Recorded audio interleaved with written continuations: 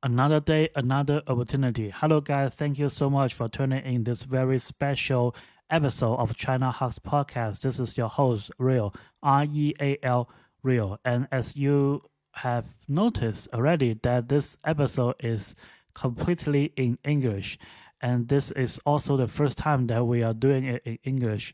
Since 2022, we've made more than 400 episodes. However, all of them are in Chinese. So if you've already subscribed us by any chance on Apple or Spotify or some other channels, you must be wondering, what are these fans in China doing? Because I have no idea of what you guys are doing just by looking at the characters or listening to the audio, because the Chinese just sounds really different, and the characters, they look cool, but they give you no clue, right?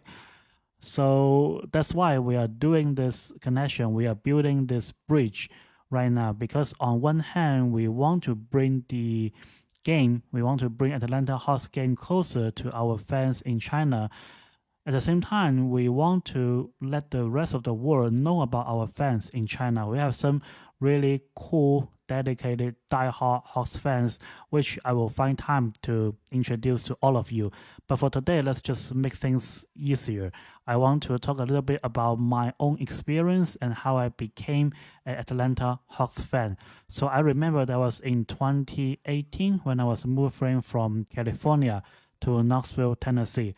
At that time, I wasn't really into the basketball at all. I wasn't really watching the NBA a lot, but I knew that in the 18-19 season, the Atlanta Hawks, they just signed Jeremy Lin.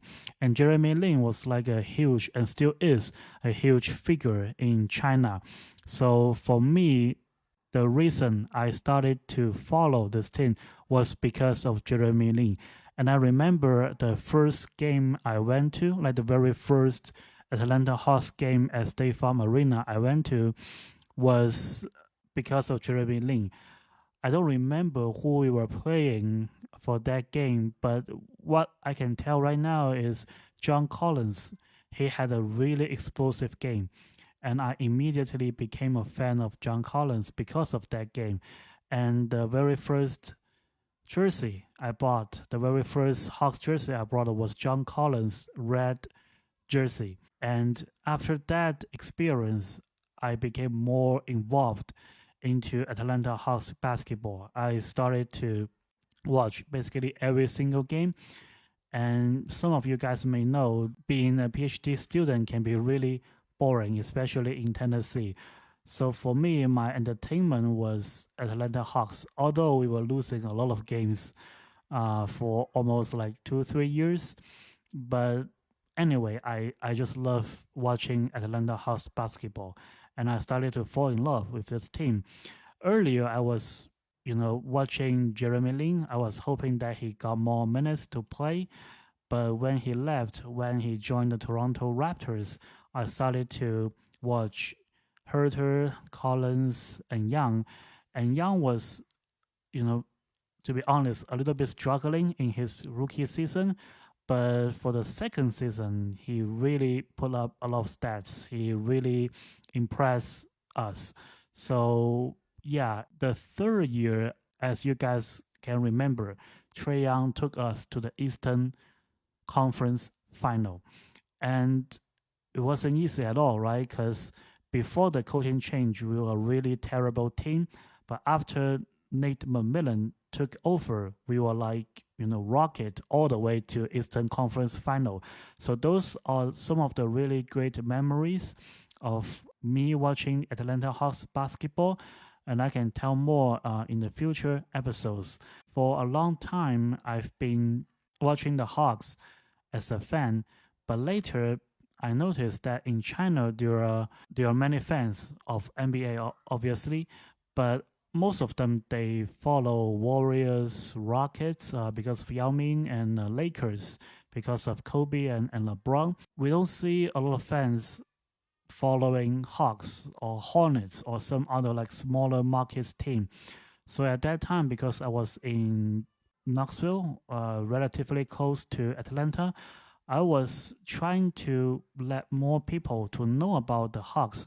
So I started posting a lot of things related to Atlanta Hawks on Hupu, and Hupu is like a Reddit in China, because in China we have our own set of platforms. So I started to post a lot of pictures I took at State Farm Arena, videos I took at State Farm Arena, news about Hawks players on Hupu, and the community started to build there. And I had no idea that some years later, we even had the opportunity to cover Atlanta Hawks as a media member. And I can tell you guys about that later in the following episodes. But for now, a good news to share is for the 24-25 ongoing NBA season, we are granted the media access once again. So in 2022 and 23, I was granted the media access for the first time. At that time, I went to 13 NBA games for live coverage, and also one WNBA game and one G League game.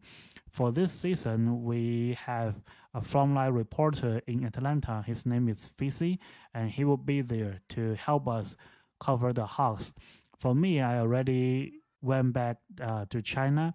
I won't be in Atlanta anymore.